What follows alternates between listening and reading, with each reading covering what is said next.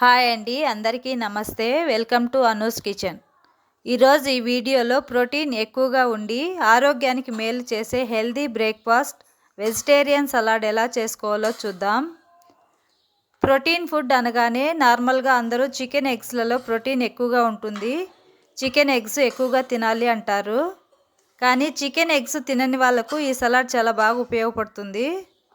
ఇందులో ప్రోటీన్ ఎక్కువగా ఉంటుంది, వెజిటేరియన్స్కి చాలా మంచిది. ఇప్పుడు ఈ సలాడ్ ఎలా చేసుకోవాలో చూద్దాం.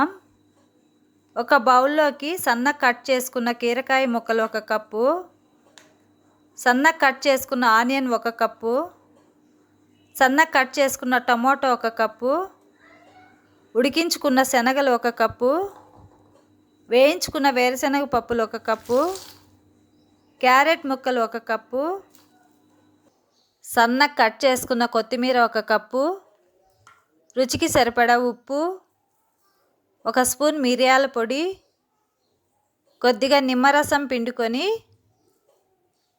స్పూన్తో అన్నీ కలిసేటట్టు బాగా కలుపుకోవాలి.